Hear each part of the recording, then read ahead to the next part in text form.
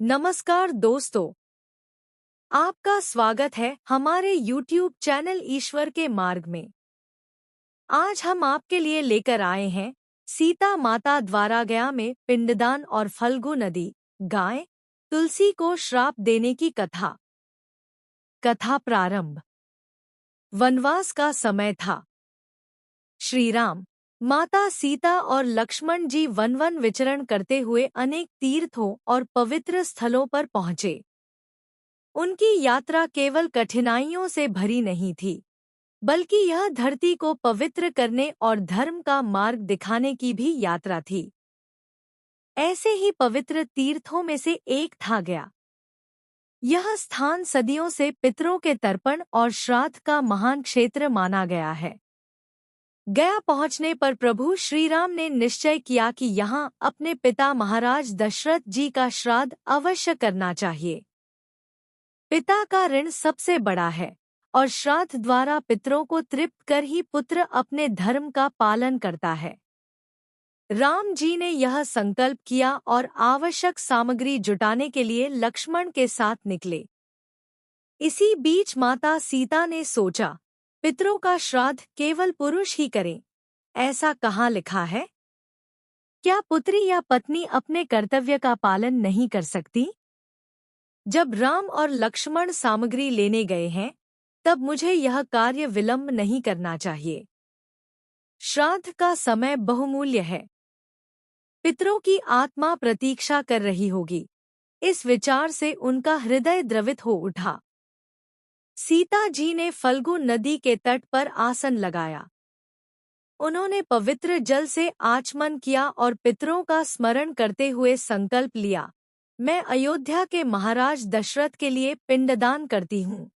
माता का स्वर करुणा और श्रद्धा से भर उठा। उन्होंने रेत से पिंड बनाए और उन्हें पितरों को अर्पित किया। तत्काल ही आकाश से दिव्य वाणी आई, वत्से, तुम्हारा यह श्राद्ध स्वीकार हुआ। पितर तृप्त हुए। तुम्हारी भक्ति और श्रद्धा ने उन्हें परम गति प्रदान की। यह सुनकर माता का हृदय आनंद से भर गया और वे गदगद हो उठीं। कुछ समय पश्चात श्रीराम और लक्ष्मण सामग्री लेकर लौटे। जब उन्होंने सीता जी से पूछा, श्राद्ध कहाँ है, पिंडदान की क्रिया कहाँ है, तब सीता ने सहज भाव से कहा, स्वामी, मैंने स्वयं ही पिंडदान कर दिया। पिताजी की आत्मा तृप्त हो गई।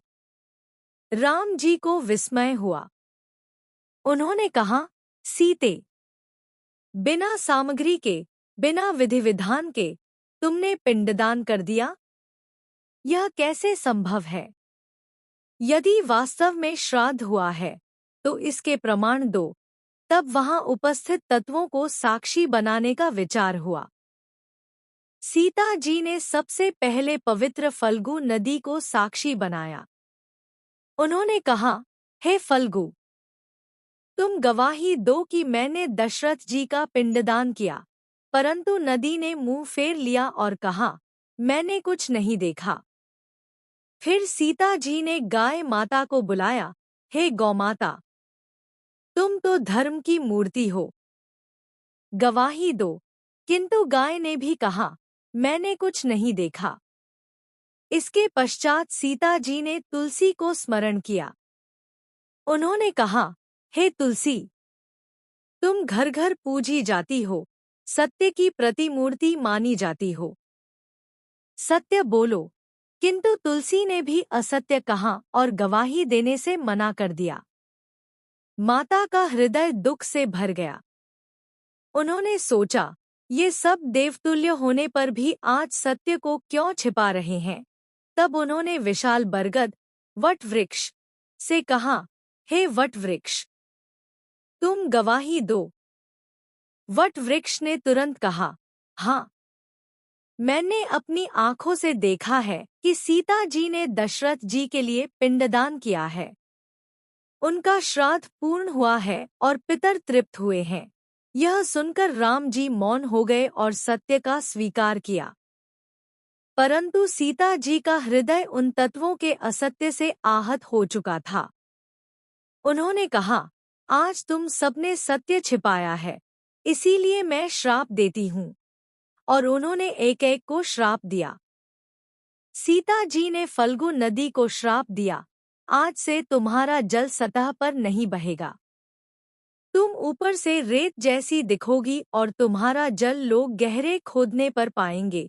आज भी फल्गु नदी का यही स्वरूप है।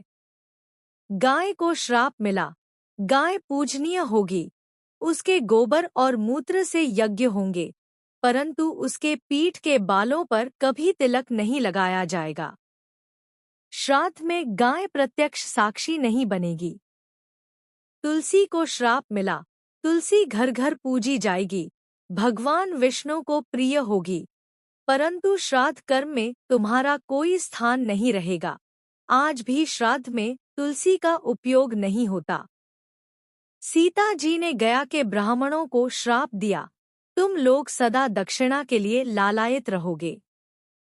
बिना दक्षिणा पाए तुम्हें संतोष नहीं होगा। इन सबके बीच केवल वट वृक्ष को आशीर्वाद मिला, तुम्हारा पूजन देवताओं जैसा होगा। वटसावित्री व्रत में स्त्रियां तुम्हें पूजेंगी और तुम्हारी जड़ें धर्म का प्रतीक मानी जाएंगी। राम जी ने भी उस समय इस घटना की गंभीरता को समझा। उन्होंने कहा, सीते, तुम्हारी श्रद्धा से पिता का श्राद्ध पूर्ण हुआ। मैं तुम्हारे निश्चय और भक्ति को प्रणाम करता हूँ। इस प्रकार गया कि यह कथा आज भी लोकश्रुति में जीवित है। वहां आने वाला प्रत्येक यात्री देखता है कि फल्गु नदी रेत के नीचे बहती है, गाय की पीठ पर तिलक नहीं किया जाता, श्राद्ध में तुलसी का प्रयोग नहीं होता और गया के ब्राह्मण दक्षिणा के लिए प्रतीक्षा करते हैं। गया की पावन धरती पर जब यह लीला घटित हुई, तब देवगण भी आश्चर्यचकित हो उठे। वे सोचने लगे, सीता केवल स्त्री ही नहीं, वे स्वयं धर्ममूर्ति हैं। उनके द्वारा किया गया पिंडदान पितरों को कैसे तृप्त न करता। फल्गु नदी अपने श्राप से दुखी हुई। वह बोली, माता, मुझसे भूल हुई, मैंने सत्य छिपाया, अब मुझे रेत के नीचे बहना होगा। यही कारण है कि आज भी लोग फल्गु नदी की रेत हटाकर जल निकालते हैं। गाय माता भी पश्चाताप में रो उठी। उसने कहा, माता, मैं तो तुम्हारी पूजा हूँ, मुझसे यह अपराध कैसे हुआ? परंतु तुम्हारे श्राप से अब मैं श्राद्ध के साक्ष्य में स्थान न पा सकूंगी। तुलसी भी करुण स्वर में बोली, माता, मैं तो विष्णु प्रिय हूँ, फिर भी आज मैंने असत्य कहा। अब मुझे श्राद्ध कर्म से वंचित रहना होगा। यही कारण है कि श्राद्ध में तुलसी नहीं चढ़ाई जाती। सीता जी ने गंभीर स्वर में कहा, सत्य ही धर्म है। जो धर्म के समय असत्य का साथ दे, उसे फल भुगतना पड़ता है। आज से यह श्राप ही तुम सबका भाग्य होगा। केवल वट वृक्ष प्रसन्न खड़ा रहा। सीता जी ने उसे आशीर्वाद दिया, वत्स, तुम सत्यवादी हो, इसलिए युगों युगों तक पूजे जाओगे। स्त्रियां सावित्री व्रत में तुम्हें प्रणाम करेंगी। तुम्हारी जड़ें धरती में अमरत्व का प्रतीक बनेंगी। इस प्रकार वट वृक्ष सत्य का प्रतीक बन गया। आज भी जब स्त्रियां वटसावित्री व्रत करती हैं, तो वे वट वृक्ष की परिक्रमा कर अपने पति की दीर्घायु की कामना करती हैं। यह आशीर्वाद सीता माता के मुख से ही निकला था। राम जी ने उस दिन सीता से कहा, सीते, तुम्हारा यह कार्य सभी स्त्रियों के लिए आदर्श है।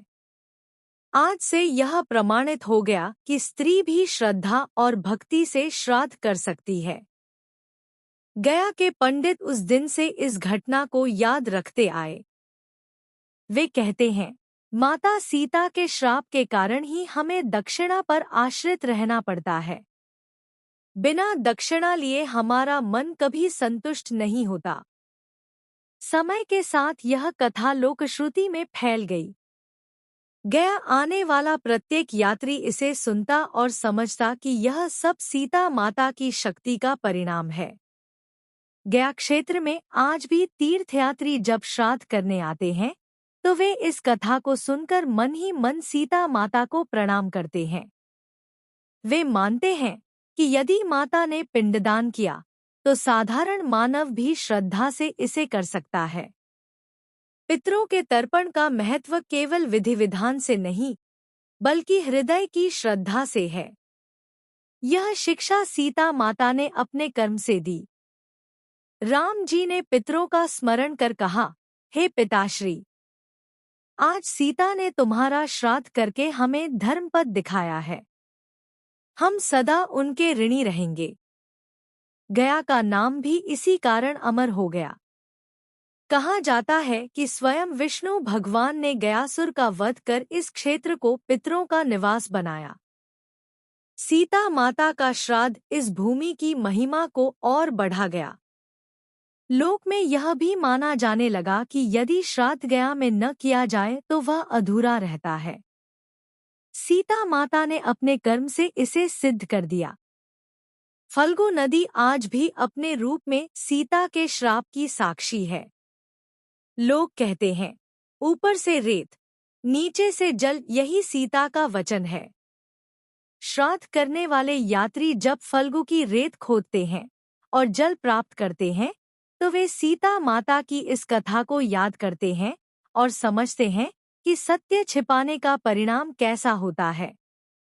गाय का पूजन यज्ञों में सर्वोपरि है, परंतु श्राद्ध में गाय का प्रत्यक्ष प्रयोग नहीं होता। यह भी माता के श्राप की ही छाया है। तुलसी का पौधा हर घर में पूजनीय है, विष्णु प्रिय है, परंतु श्राद्ध में तुलसी का स्थान नहीं। जब लोग यह देखते हैं तो वे अनायास ही सीता माता के श्राप को स्मरण करते हैं। इस प्रकार गया की कथा केवल एक श्राद्ध कथा नहीं बल्कि धर्म, सत्य और स्त्री शक्ति का प्रमाण है। माता सीता ने दिखाया कि श्रद्धा सबसे बड़ा साधन है और सत्य ही धर्म का सार है। गया नगरी के साधु संत इस घटना के बाद आपस में चर्चा करने लगे। वे बोले, आज हमने देखा कि धर्म का स्वरूप केवल पुरुष तक सीमित नहीं है। स्त्री भी धर्म का पालन उसी श्रद्धा से कर सकती है। लक्ष्मण जी भी इस घटना से गहरे प्रभावित हुए। उन्होंने सीता माता के चरणों में प्रणाम करते हुए कहा, माताश्री, आपने हमें सिखाया कि सच्चा धर्म केवल विधि विधान से नहीं बल्कि सच्चे भाव से होता है। सीता जी ने लक्ष्मण से कहा, वत्स, यह बात सदैव याद रखना कि धर्म कभी भी असत्य का सहारा नहीं लेता। जिसने सत्य छोड़ा उसे चाहे देवता ही क्यों न हो, दंड अवश्य भोगना पड़ता है। देवताओं ने स्वर्ग से यह दृश्य देखा। इंद्र ने कहा, माता सीता का प्रभाव अप्रतिम है।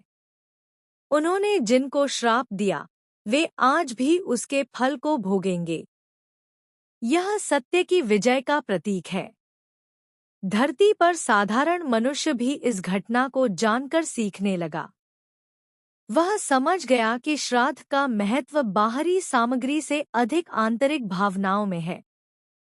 समय बीतने के साथ यह कथा लोकगीतों और भजनों का विषय बन गई। गया के क्षेत्र में हर श्राद्ध पर यह कथा सुनाई जाने लगी। कहा जाता है कि जो यात्री गया में श्राद्ध करने आता है, यदि वह यह कथा सुन लेता है तो उसका श्राद्ध और भी सफल माना जाता है। राम जी ने उस दिन सीता से कहा, सीते, तुम्हारी श्रद्धा और निश्चय ने इस कथा को अमर कर दिया है। युगों तक लोग तुम्हें धर्ममूर्ति के रूप में पूजेंगे। सीता जी ने उत्तर दिया, स्वामी, यह मेरा कर्तव्य था। पितरों का तर्पण केवल पुत्र का नहीं, पुत्रवधू का भी धर्म है। मैं तो केवल उस धर्म का पालन कर रही थी। राम जी ने गंभीर स्वर में कहा, धर्म और मर्यादा का जो आदर्श तुमने स्थापित किया है वह न केवल हमारे कुल के लिए बल्कि पूरी मानवता के लिए प्रेरणा बनेगा। फल्गु नदी के किनारे यह घटना जैसे अंकित हो गई। जब भी यात्री वहां आते तो उन्हें लगता मानो रेत के नीचे बहता जल सीता माता की वाणी को दोहरा रहा हो। एक दिन वहां के ऋषियों ने राम से कहा, हे रघुनंदन, आपकी संगिनी सीता ने जिस भक्ति और सत्य के साथ यह कार्य किया है वह आने वाले युगों के लिए धर्म का दीपक बनेगा। राम ने उत्तर दिया, निश्चय ही। यही कारण है कि मैं स्वयं भी मानता हूँ कि स्त्रियों की श्रद्धा और करुणा पुरुषों से भी अधिक गहन होती है।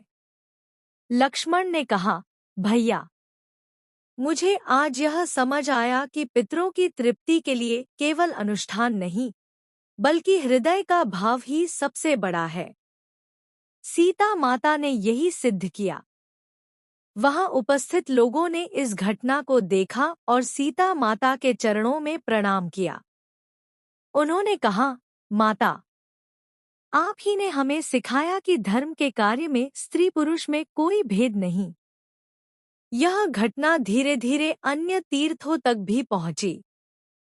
जो भी श्राद्ध करने जाता वह सीता माता की इस कथा का स्मरण करता और अपने पितरों के प्रति गहन श्रद्धा रखता।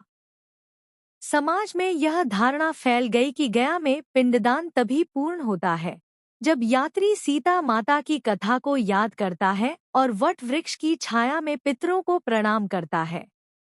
वट वृक्ष आज भी वहां खड़ा है, मानो वह स्वयं सीता माता का साक्षी हो।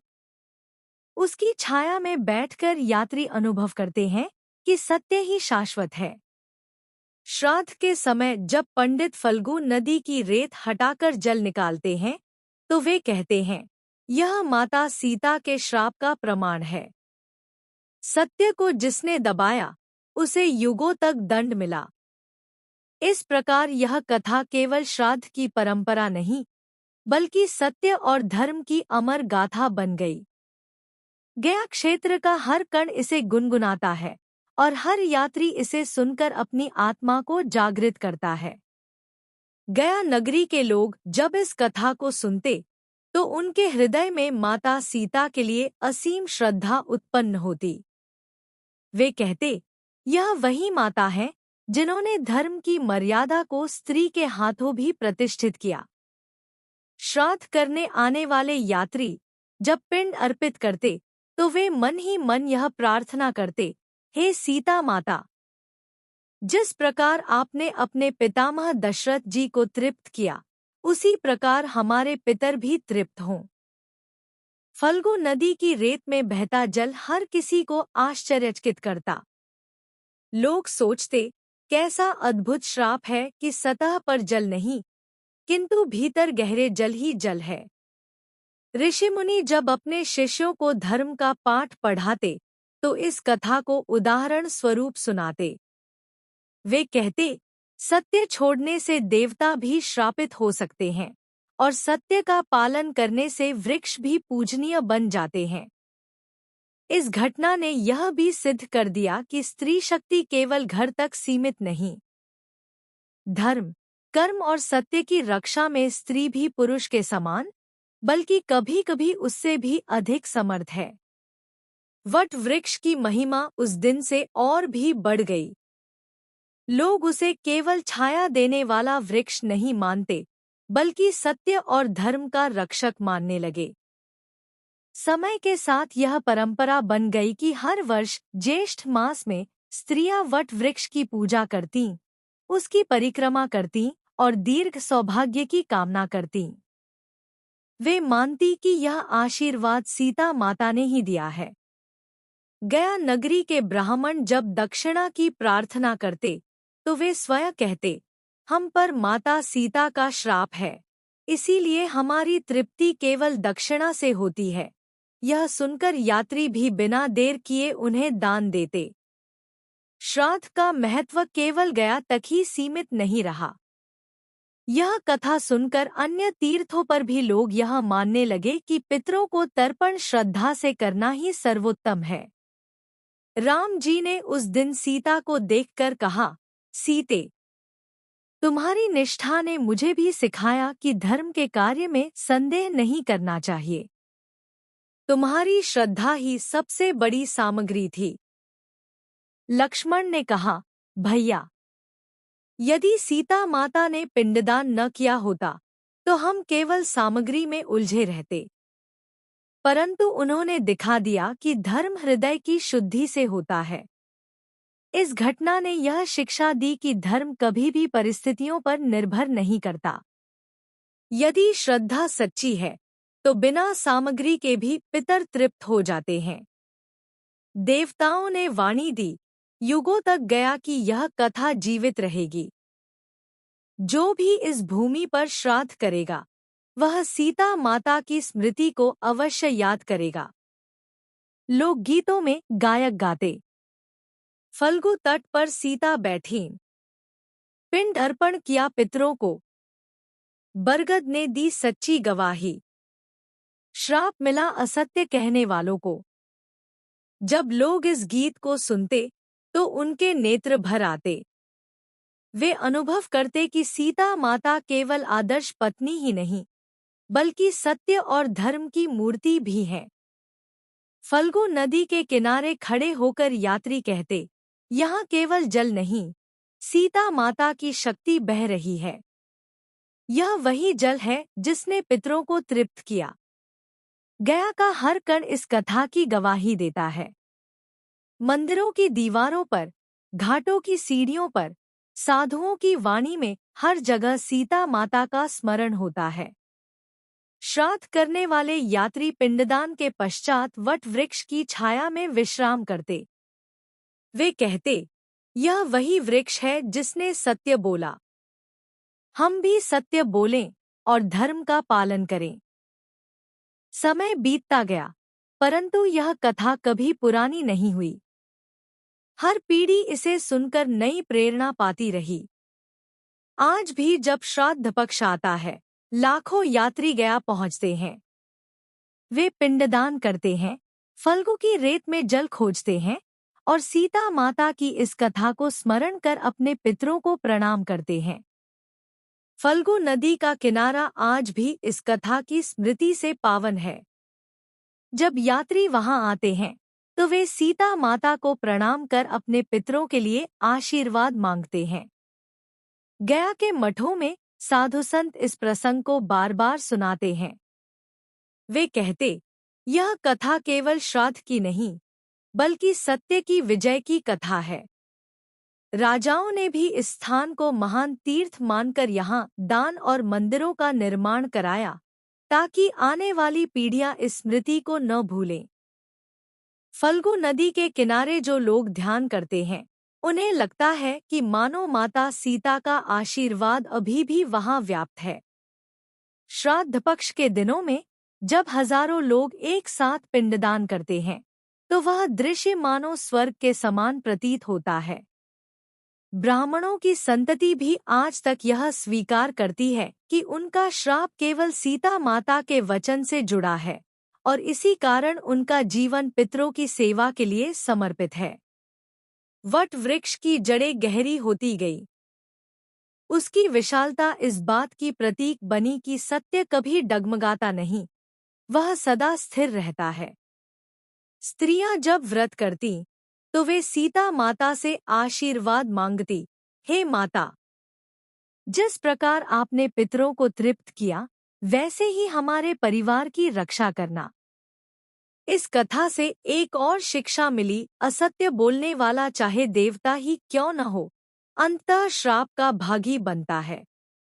धर्म ग्रंथों में यह लिखा गया कि गया में श्राद्ध करने से पितरों को मोक्ष प्राप्त होता है और यह महिमा सीता माता के कारण और भी बढ़ गई।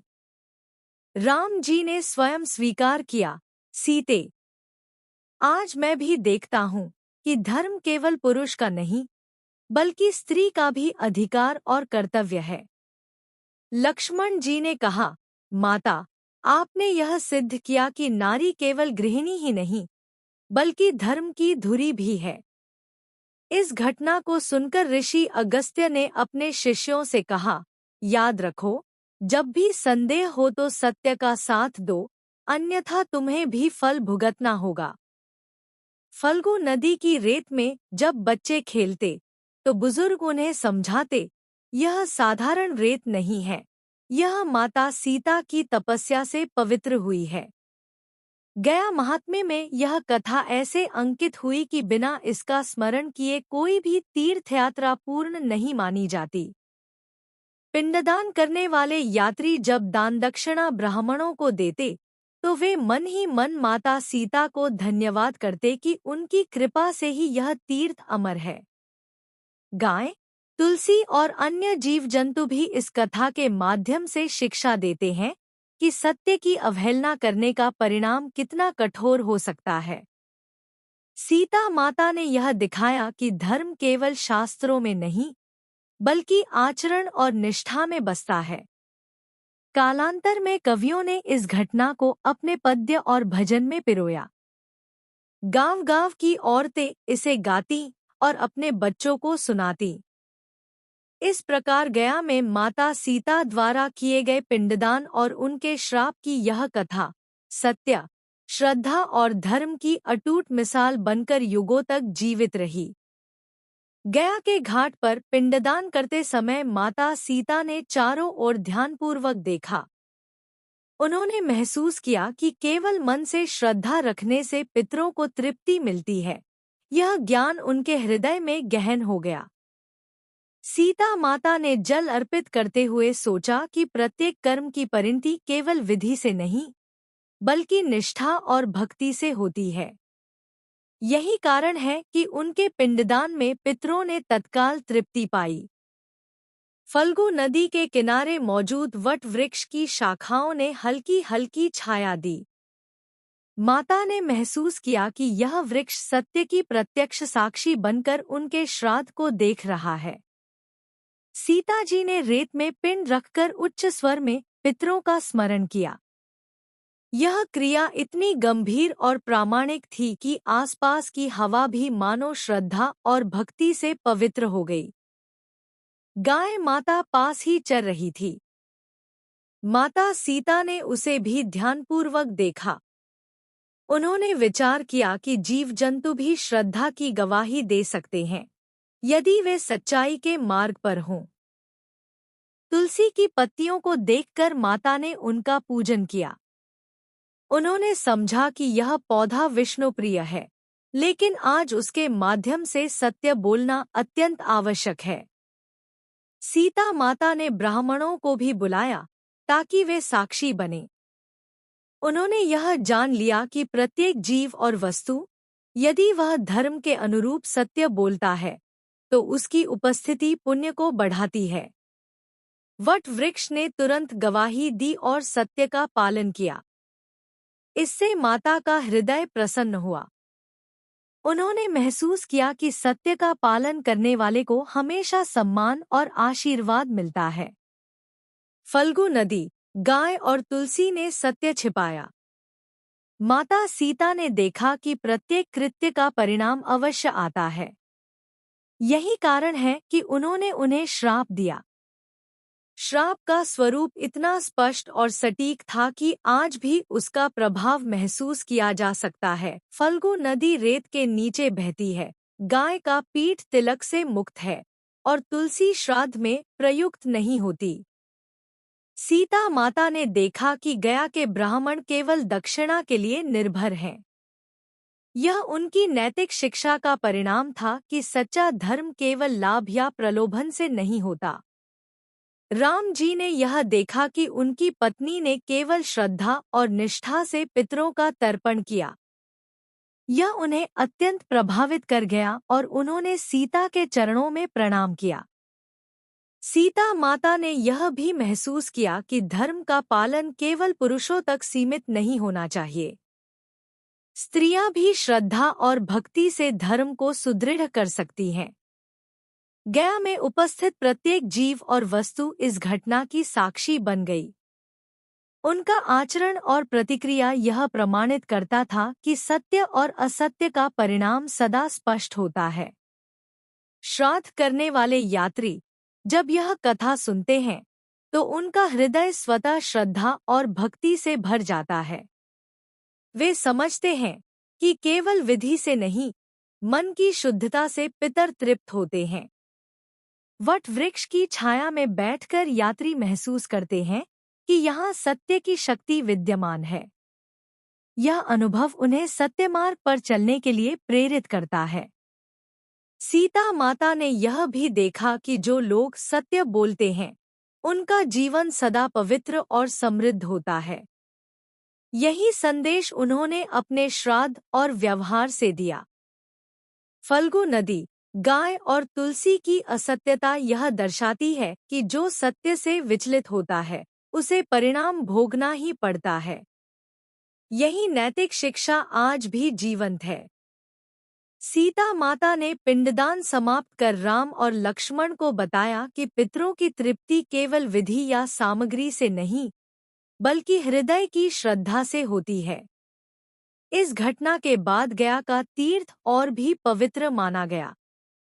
यह स्थल केवल श्राद्ध का स्थान नहीं, बल्कि सत्य, भक्ति और धर्म की अमर कथा का प्रतीक बन गया। गया के घाट पर जब माता सीता पिंडदान कर रही थी, तो आसपास का वातावरण अत्यंत पवित्र और शांत था। प्रत्येक वस्तु और जीव उनकी श्रद्धा और भक्ति को महसूस कर रहा था। सीता माता ने सोचा कि धर्म केवल कर्म से नहीं, बल्कि मन की शुद्धि से सिद्ध होता है। यही कारण है कि उनके पितरों को तृप्ति तत्काल प्राप्त हुई। फल्गु नदी किनारे खड़े होकर उनकी भक्ति को देख रही थी। नदी की लहरें मानो उनके चरणों को प्रणाम कर रही थी, परंतु सत्य बोलने में असफल होने के कारण उसे श्राप प्राप्त हुआ। गाय माता पास ही चर रही थी। सीता माता ने ध्यानपूर्वक उसे देखा और समझा कि जीव जंतु भी धर्म के मार्ग में साक्षी बन सकते हैं। तुलसी के पौधे को देखकर माता ने कहा, हे तुलसी, विष्णुप्रिय होने के बावजूद यदि सत्य नहीं बोलोगी, तो परिणाम भुगतोगी। इस प्रकार उन्हें श्राप दिया गया। वट वृक्ष ने तुरंत सत्य की गवाही दी। उसकी शाखाएं हल्की हवा में झूल रही थी, मानो वह स्वयं माता के आदेश का पालन कर रहा हो। सीता माता ने ब्राह्मणों को बुलाया और कहा, तुम लोग सत्य बोलो। धर्म का पालन केवल बाहरी क्रियाओं से नहीं, मन और हृदय की शुद्धि से होता है। राम जी ने माता की भक्ति और निष्ठा देखकर अत्यंत प्रसन्नता व्यक्त की। उन्होंने कहा कि उनकी पत्नी ने सत्य और धर्म की रक्षा की है। लक्ष्मण ने भी सीता माता के कार्य से प्रेरणा ली और समझा कि सच्चे धर्म का पालन केवल कर्म से नहीं, बल्कि भावना और श्रद्धा से होता है। सीता माता ने पाया कि सत्य बोलने वाला हमेशा सम्मानित होता है और जो असत्य बोलता है, उसे परिणाम भुगतना पड़ता है। फल्गु नदी के नीचे बहता जल आज भी यह स्मृति दिलाता है कि सत्य को दबाने पर परिणाम अवश्य आता है। गाय माता का पीठ तिलक से मुक्त है। इसका कारण केवल माता के श्राप में निहित है। यह आज भी लोग मानते हैं। तुलसी का प्रयोग श्राद्ध में नहीं किया जाता। यह भी माता के श्राप का प्रमाण है कि सत्य का पालन करना आवश्यक है। गया के ब्राह्मणों को दक्षिणा पर निर्भर रहना पड़ा। यह उनकी नैतिक शिक्षा का परिणाम था कि धर्म का पालन केवल लाभ से नहीं, बल्कि निष्ठा से होता है। सीता माता ने यह समझा कि स्त्री शक्ति धर्म में पुरुष के समान महत्व रखती है। उनका पिंडदान इसका प्रत्यक्ष प्रमाण है। वट वृक्ष की विशालता सत्य और धर्म का प्रतीक बन गई। उसकी छाया में बैठे लोग अनुभव करते हैं कि धर्म स्थिर और अडिग रहता है। श्राद्ध करने वाले यात्री यह कथा सुनकर अपनी श्रद्धा और भक्ति में वृद्धि करते हैं। यह अनुभव उन्हें धर्म के मार्ग पर सदा प्रेरित करता है। सीता माता ने यह भी दिखाया कि असत्य बोलने वाला चाहे देवता ही क्यों न हो, परिणाम अवश्य भुगतता है। यही शिक्षा आज भी जीवित है। राम और लक्ष्मण ने सीता माता की निष्ठा और भक्ति की सराहना की। उन्होंने महसूस किया कि धर्म केवल कर्म से नहीं, बल्कि मन की शुद्धि से सिद्ध होता है। गया का तीर्थ इस घटना के बाद और भी पवित्र माना गया। यह स्थल केवल श्राद्ध का स्थान नहीं, बल्कि सत्य, श्रद्धा और धर्म की अमर कथा का प्रतीक बन गया। गया के घाट पर पिंडदान के समय माता सीता ने आसपास की हर चीज पर ध्यान दिया। उन्होंने महसूस किया कि हर जीव, हर वृक्ष और नदी इस पावन कर्म की साक्षी है। फल्गु नदी की लहरें धीरे धीरे बह रही थी, परंतु उनका पानी रेत के नीचे छिपा हुआ प्रतीत हुआ। माता ने समझा कि सत्य को दबाने वाले का परिणाम हमेशा गहरा होता है। गाय माता चर रही थी। सीता माता ने उसे देखकर मन ही मन विचार किया कि जीव जंतु भी सत्य और धर्म का साक्ष्य बन सकते हैं, यदि वे सही दिशा में हों। तुलसी के पौधे के पत्तों पर हाथ फेरते हुए माता ने इसे पूजित किया और उसे चेतावनी दी, सत्य न बोलोगी तो परिणाम भुगतना होगा। यही कारण है कि तुलसी श्राद्ध में प्रयुक्त नहीं होती। वट वृक्ष ने तुरंत सत्य का पालन किया। उसकी शाखाएं हल्की हवा में झूल रही थी, जैसे वह स्वयं माता के आदेश का पालन कर रहा हो। सीता माता ने ब्राह्मणों को बुलाया। उन्होंने कहा कि धर्म का पालन केवल बाहरी क्रियाओं से नहीं, बल्कि हृदय की शुद्धि से होता है। राम जी ने माता की भक्ति और निष्ठा देखकर अत्यंत प्रसन्नता व्यक्त की। उन्होंने कहा कि उनकी पत्नी ने सत्य और धर्म की रक्षा की है।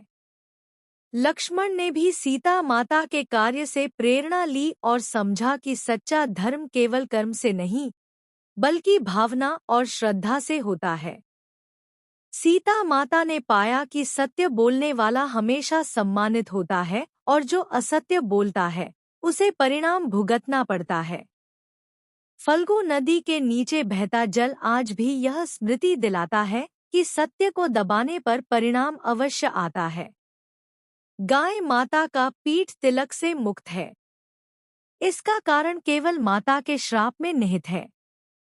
यह आज भी लोग मानते हैं। तुलसी का प्रयोग श्राद्ध में नहीं किया जाता। यह भी माता के श्राप का प्रमाण है कि सत्य का पालन करना आवश्यक है। गया के ब्राह्मणों को दक्षिणा पर निर्भर रहना पड़ा। यह उनकी नैतिक शिक्षा का परिणाम था कि धर्म का पालन केवल लाभ से नहीं, बल्कि निष्ठा से होता है। सीता माता ने यह समझा कि स्त्री शक्ति धर्म में पुरुष के समान महत्व रखती है। उनका पिंडदान इसका प्रत्यक्ष प्रमाण है।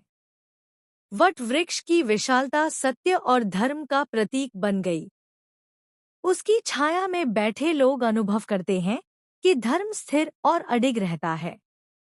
श्राद्ध करने वाले यात्री यह कथा सुनकर अपनी श्रद्धा और भक्ति में वृद्धि करते हैं। यह अनुभव उन्हें धर्म के मार्ग पर सदा प्रेरित करता है। सीता माता ने यह भी दिखाया कि असत्य बोलने वाला चाहे देवता ही क्यों न हो, परिणाम अवश्य भुगतता है। यही शिक्षा आज भी जीवित है। राम और लक्ष्मण ने सीता माता की निष्ठा और भक्ति की सराहना की। उन्होंने महसूस किया कि धर्म केवल कर्म से नहीं, बल्कि मन की शुद्धि से सिद्ध होता है। गया का तीर्थ इस घटना के बाद और भी पवित्र माना गया। यह स्थल केवल श्राद्ध का स्थान नहीं, बल्कि सत्य, श्रद्धा और धर्म की अमर कथा का प्रतीक बन गया। यात्री जब गया के घाट पर पिंडदान करते हैं, तो वे माता सीता की स्मृति में ध्यान लगाते हैं। उनका हृदय श्रद्धा और भक्ति से भर जाता है, और वे पितरों के प्रति आदर भाव प्रकट करते हैं। गया के घाट पर पिंडदान के दौरान माता सीता ने आसपास के वातावरण को देखा। हवा में एक दिव्यता का अनुभव हुआ और प्रत्येक वस्तु मानो उनकी भक्ति की साक्षी बन गई। फल्गु नदी की लहरें शांत और गहन थी। माता ने देखा कि सतही जल छिपा हुआ है, जो यह दर्शाता है कि सत्य दबाने पर उसका परिणाम हमेशा गहरा होता है। गाय माता अपने चरने में व्यस्त थी, परंतु सीता माता की भक्ति को देखकर उसकी आंखें मानो श्रद्धा से भर गईं। तुलसी के पौधे के पत्तों को देखकर माता ने उसे ध्यानपूर्वक पूजित किया और चेतावनी दी कि सत्य का पालन न करने पर दंड निश्चित है। वट वृक्ष ने तुरंत सत्य का पालन किया। उसकी शाखाएं और पत्तियां मानो माता के आदेश का सम्मान कर रही हों। सीता माता ने ब्राह्मणों को बुलाया और कहा कि धर्म केवल बाहरी क्रियाओं से नहीं, बल्कि हृदय की शुद्धि और श्रद्धा से सिद्ध होता है। राम जी ने माता की भक्ति और निष्ठा देखकर प्रसन्नता व्यक्त की और कहा कि उनकी पत्नी ने धर्म और सत्य की रक्षा की है। लक्ष्मण जी ने सीता माता के कार्य से शिक्षा ली और समझा कि सच्चा धर्म केवल कर्म से नहीं, बल्कि भावना और निष्ठा से सिद्ध होता है। सीता माता ने पाया कि सत्य बोलने वाला हमेशा सम्मानित होता है और असत्य बोलने वाले को परिणाम भुगतना पड़ता है। फल्गु नदी के नीचे बहता जल आज भी यह स्मृति दिलाता है कि सत्य को दबाने का फल निश्चित है। गाय माता का पीठ तिलक से मुक्त है। इसका कारण माता के श्राप में निहित है। तुलसी का प्रयोग श्राद्ध में नहीं किया जाता।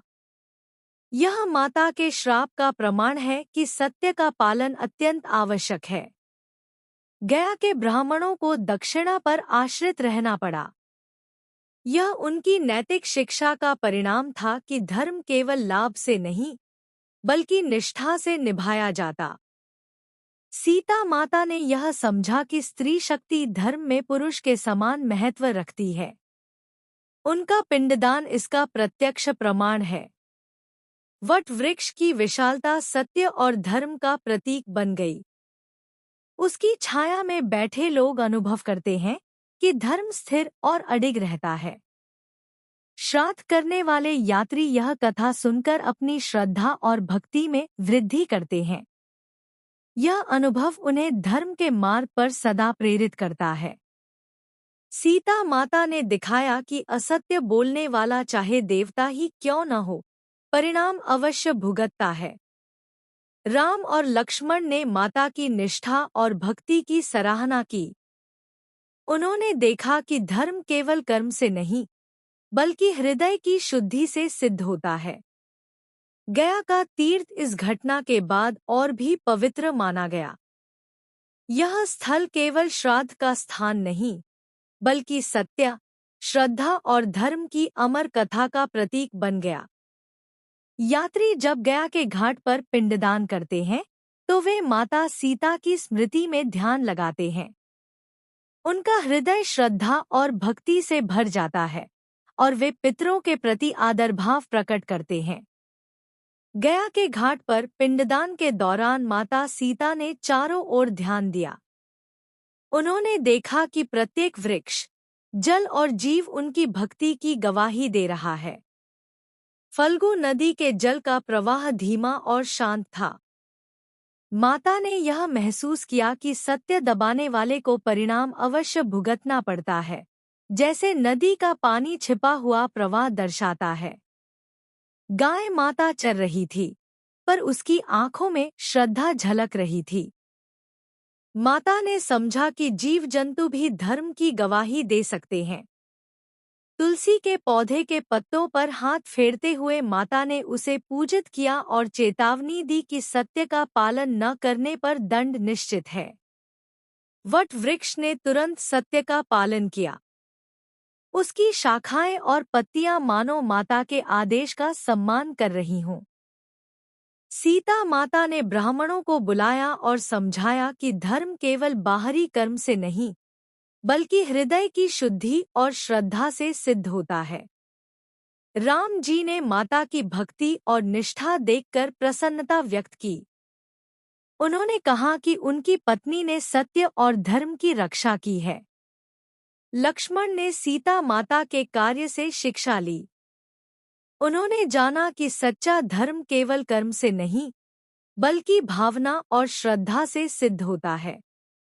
सीता माता ने देखा कि सत्य बोलने वाला हमेशा सम्मानित होता है और असत्य बोलने वाले को परिणाम भुगतना पड़ता है। फल्गु नदी के नीचे बहता जल आज भी यह स्मृति दिलाता है कि सत्य को दबाने वाले का परिणाम निश्चित है। गाय माता का पीठ तिलक से मुक्त है। यह माता के श्राप का प्रमाण है, जिसे आज भी लोग मानते हैं। तुलसी का प्रयोग श्राद्ध में नहीं किया जाता। यह माता के श्राप का प्रमाण है कि सत्य का पालन अत्यंत आवश्यक है। गया के ब्राह्मणों को दक्षिणा पर आश्रित रहना पड़ा। यह उनके लिए नैतिक शिक्षा का प्रतीक है कि धर्म केवल लाभ से नहीं, बल्कि निष्ठा से निभाया जाता है। सीता माता ने यह समझा कि स्त्री शक्ति धर्म में पुरुष के समान महत्व रखती है। उनका पिंडदान इसका प्रत्यक्ष प्रमाण है। वट वृक्ष की विशालता सत्य और धर्म का प्रतीक बन गई। उसकी छाया में बैठे लोग अनुभव करते हैं कि धर्म स्थिर और अडिग रहता है। श्राद्ध करने वाले यात्री यह कथा सुनकर अपनी श्रद्धा और भक्ति में वृद्धि करते हैं। यह अनुभव उन्हें धर्म के मार्ग पर सदा प्रेरित करता है। सीता माता ने दिखाया कि असत्य बोलने वाला चाहे देवता ही क्यों न हो, परिणाम अवश्य भुगतता है। राम और लक्ष्मण ने माता की निष्ठा और भक्ति की सराहना की। उन्होंने देखा कि धर्म केवल कर्म से नहीं, बल्कि हृदय की शुद्धि से सिद्ध होता है। गया का तीर्थ इस घटना के बाद और भी पवित्र माना गया। यह स्थल केवल श्राद्ध का स्थान नहीं, बल्कि सत्य, श्रद्धा और धर्म की अमर कथा का प्रतीक बन गया। आज भी जब यात्री गया के घाट पर पिंडदान करते हैं, तो वे माता सीता की स्मृति में ध्यान लगाते हैं। उनका हृदय श्रद्धा और भक्ति से भर जाता है और वे पितरों के प्रति आदर भाव प्रकट करते हैं। यह कथा 200 भागों में पूरी हुई, जो सत्य, श्रद्धा और धर्म की अमर गाथा के रूप में सदैव जीवित रहेगी। यह कथा हमें सिखाती है कि सत्य और धर्म का पालन केवल कर्म या विधि से नहीं, बल्कि हृदय की श्रद्धा और भक्ति से होता है। माता सीता ने अपने पितरों की तृप्ति के लिए पिंडदान किया और जो जीव जंतु सत्य का पालन नहीं कर रहे थे, उन्हें श्राप दिया। इस कथा के माध्यम से हम समझते हैं कि धर्म का पालन स्त्री और पुरुष दोनों के लिए समान महत्व रखता है।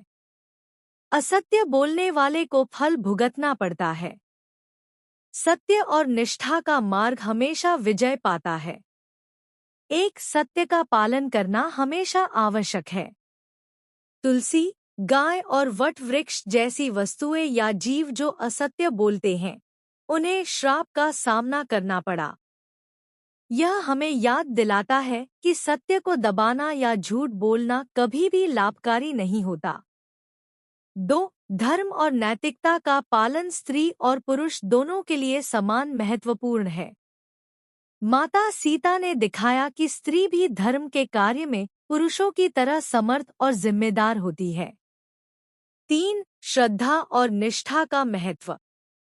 केवल अनुष्ठान करना पर्याप्त नहीं, हृदय की शुद्धता और ईमानदारी से कार्य करना असली पुण्य और फल देता है। 4. परिणाम निश्चित हैं।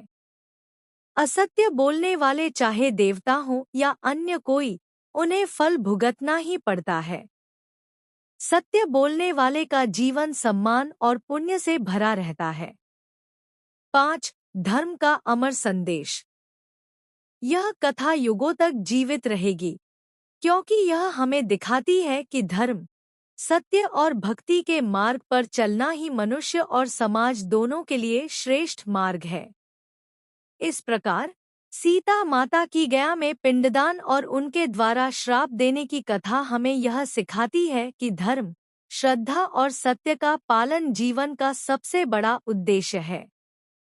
अगर आपको हमारे YouTube चैनल की यह कथा सीता माता द्वारा गया में पिंडदान और फल्गु नदी, गाय तुलसी को श्राप देने की कथा पसंद आई हो तो कृपया हमारे चैनल को लाइक, सब्सक्राइब और बेल आइकन दबाना ना भूलें। आपके प्यार और आशीर्वाद से हम और भी नई और प्रेरणादायक कथाएं लेकर आते रहेंगे।